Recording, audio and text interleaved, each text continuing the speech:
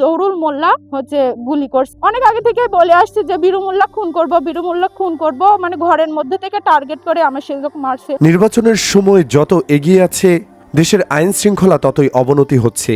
তা না হলে দিবালোকে মানুষ মারতে পারে প্রতিপক্ষরা। জানা গেছে পাবনার ঈশ্বরদীতে লক্ষ্মীকুণ্ডা ইউনিয়ন বিএনপির আহ্বায়ক বীরু মোল্লাকে গুলি করে হত্যা করেছেন তার আপন চাচাতো ভাই জহুরুল ইসলাম মোল্লা। বুধবার সকাল 9:30টার দিকে উপজেলার লক্ষ্মীকুণ্ডা ইউনিয়নের কামালপুর গ্রামে এ ঘটনা ঘটে। প্রত্যক্ষদর্শী ও নিহত বীরু মোল্লার ছেলে রাজীব জানান, রাতে জহুরুল মোল্লা ও তার ছেলে আল আমিন মোল্লা জোরপূর্বক বীরু মোল্লার জমি থেকে ইটভাটার জন্য মাটি কেটে নেয়। এ নিয়ে বুধবার সকাল 9:30টার দিকে জহুরুল মোল্লার কাছে বিষয়টি জানতে গেলে তিনি ক্ষিপ্ত হয়ে ওঠেন। এক পর্যায়ে জহুরুল মোল্লা ও তার ছেলে আল আমিন মোল্লা অবৈধ অস্ত্র দিয়ে বীরু মোল্লার মাথায় গুলি করেন। গুলিবিদ্ধ অবস্থায় বীরু মোল্লা মাটিতে লুটিয়ে পড়লে স্থানীয়রা তাকে উদ্ধার করে দ্রুত ঈশ্বরদী উপজেলা স্বাস্থ্য কমপ্লেক্সে নিয়ে যান। সেখানে কর্তব্যরত চিকিৎসকরা তাকে মৃত ঘোষণা করেন। স্থানীয় সূত্রে জানা গেছে, নিহত বীরু মোল্লা ও অভিযুক্ত জহুরুল মোল্লা সম্পর্কে আপন চাচাতো ভাই। ঈশ্বরদী উপজেলা বিএনপির সাবেক সদস্য সচিব আজমল হোসেন সুজন বলেন, আমার দলের একজন নেতাকে নৃশংসভাবে খতম করা হয়েছে। দোষীদের দ্রুত গ্রেফতার করে আইনের আওতায় আনার দাবি জানাচ্ছি।